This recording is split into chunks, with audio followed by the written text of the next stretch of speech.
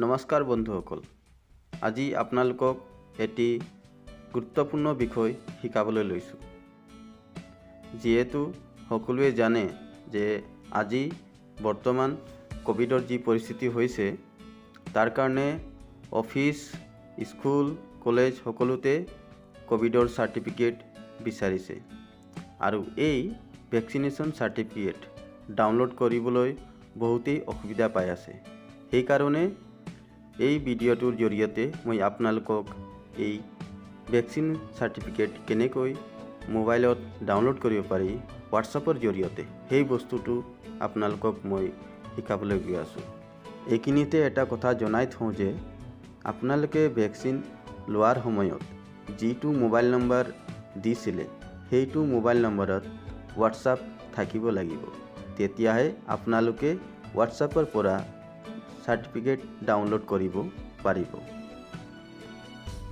তেতিয়ালৈ আহক মই আপোনালোকক দেখাওঁ কিদৰে আমি হোৱাটছআপৰ জৰিয়তে ভেকচিনেশ্যনৰ চাৰ্টিফিকেট ডাউনলোড কৰিব পাৰোঁ।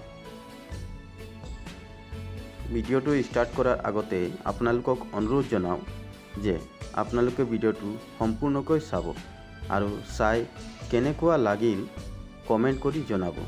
লগতে মোৰ চেনেলটো ছাবস্ক্ৰাইব কৰি বেল বুটামটো দবাই দিব। তেতিয়াহ'লে আহক ভিডিঅ'টো আৰম্ভ কৰোঁ। প্ৰথমে যিটো নাম্বাৰত হোৱাটছআপ কৰি আমি চাৰ্টিফিকেট লাভ কৰিব পাৰিম সেই নাম্বাৰটো প্ৰথমে মোবাইলত ছেভ কৰি ল'ম আৰু এই নাম্বাৰটো হৈছে 9013151515 এই নাম্বাৰটো ছেভ কৰি ল'ম। নাম্বাৰটো একচুৱেলি গভৰ্ণমেণ্টৰ কোভিড হেল্প ডেস্ক হয়। মই এইটো ভেকচিনেশ্যন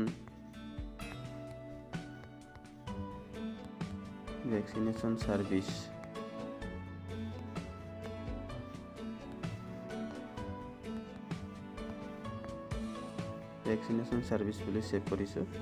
আপোনালোকে এইটো মাই গভৰ্ণমেণ্ট কোভিড হেল্প ডেস্ক বুলি ছেভ কৰিব পাৰে আৰু নাম্বাৰটো ছেভ কৰাৰ পাছত এতিয়া আমি ইয়াত হোৱাটছআপ কৰিম।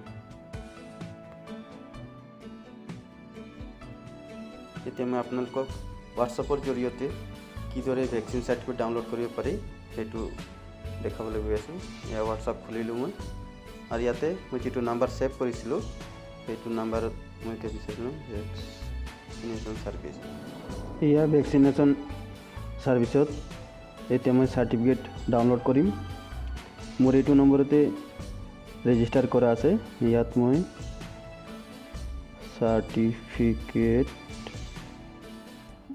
চাৰ্টিফিকেট লিখিলোঁ। এতিয়া মই চেণ্ড কৰি দিছোঁ।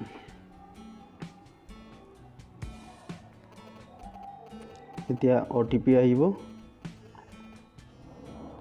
মোৰ ওচৰত OTP আহি গ'ল। OTP হৈ গ'ল মোৰ 511260। OTP দিয়াৰ পাছত আকৌ মই চেণ্ড কৰি দিম। এতিয়া চাব এইটো নম্বৰত যিকেইজনে ভেকচিন লৈছিলে গোটেইকেইজনৰ নাম ইয়াত ওলাই পৰিব। এয়া চাওক এইটো নম্বৰত মই 4জনক ৰেজিষ্টাৰ কৰাইছিলোঁ। ইয়াত লগতে মোৰো আছে আৰু 3জন আছে। এতিয়া মোৰ চাৰ্টিফিকেটটো ডাউনলোড কৰিবলৈ হ'লে মই ইয়াতে 1 টিপি আকৌ চেণ্ড কৰি দিম। 1ৰ পৰা 4 লৈ ইয়াতে 4জনৰ নাম্বাৰ আছে আৰু 4জনৰ এটা আমি ডাউনলোড কৰিম। এতিয়া মই মোৰ চাৰ্টিফিকেটটো ডাউনলোড কৰিবৰ কাৰণে মই ইয়াত 1 টিপি আকৌ ৰিপ্লাই কৰি দিছোঁ। এতিয়া চাব অকণমান সময় ৰৈ দিয়াৰ পাছত এয়া মোৰ চাৰ্টিফিকেটটো আহি গ'ল। এতিয়া মই আপোনাক খুলি দেখাইছোঁ। এইটো চাওক। ঠিক তেনেকৈ এতিয়া বাকী কেইজনৰ চাৰ্টিফিকেট ডাউনলোড কৰিম।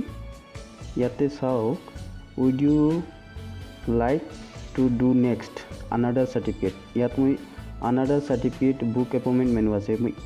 গতিকে মোক আৰু দ্বিতীয়খন চাৰ্টিফিকেট ডাউনলোড কৰিব লগা আছে। গতিকে মই এতিয়া আনাডাৰ চাৰ্টিফিকেটত সিলেক্ট কৰিম। এতিয়া আকৌ সেই আগৰ মেছেজটো পুনৰবাৰ আহিব। চাওক আকৌ আহি গ'ল পুনৰবাৰ। এতিয়া মই দ্বিতীয়জনৰ চাৰ্টিফিকেট ডাউনলোড কৰিম। তাৰ কাৰণে মই আকৌ 2 ৰিপ্লে কৰিম। 2 লিখিলোঁ, এয়া ৰিপ্লে কৰি দিলোঁ। অলপ সময় ৰখিব। এয়া চাওক দ্বিতীয়জনৰো চাৰ্টিফিকেট আহি গ'ল এইটো। ঠিক তেনেকৈ ইয়াতে আকৌ তৃতীয়জনৰ ডাউনলোড কৰিবৰ কাৰণে আকৌ আমি আনাডাৰ চাৰ্টিফিকেট কৰিম, ৰিপ্লে কৰিম। এতিয়া আহি গ'ল। এতিয়া 2 নম্বৰটো হৈ গ'ল। এতিয়া 3 নম্বৰ চাৰ্টিফিকেটটো ডাউনলোড কৰিম। 3 লিখিলোঁ, আকৌ ৰিপ্লে কৰি দিলোঁ।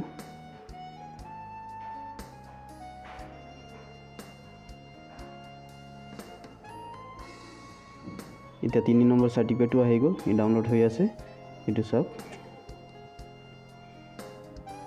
এইটো।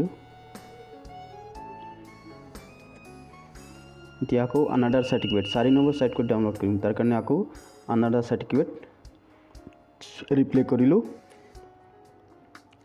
এতিয়া আহি গ'ল 1 2 3 হৈ গ'ল। এতিয়া 4 নম্বৰটো ৰিপ্লে কৰিলোঁ। এতিয়া 4 নম্বৰ চাৰ্টিফিকেটটো আহি যাব।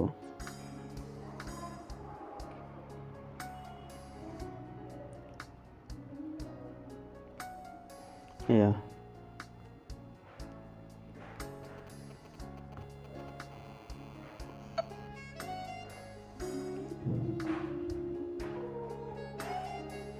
দেখিলে কিমান সহজভাৱে মোবাইলতে ডাউনলোড কৰিব পৰা সুবিধা হৈছে হোৱাটছআপৰ জৰিয়তে। এই ভিডিঅ'টো চাই আপোনালোকক কেনে লাগিলে নিশ্চয় জনাব। লগতে মোৰ ভিডিঅ'টো লাইক কৰক, শ্বেয়াৰ কৰক আৰু ছাবস্ক্ৰাইব কৰি বেল বুটামটো দবাই দিয়ক। ধন্যবাদ।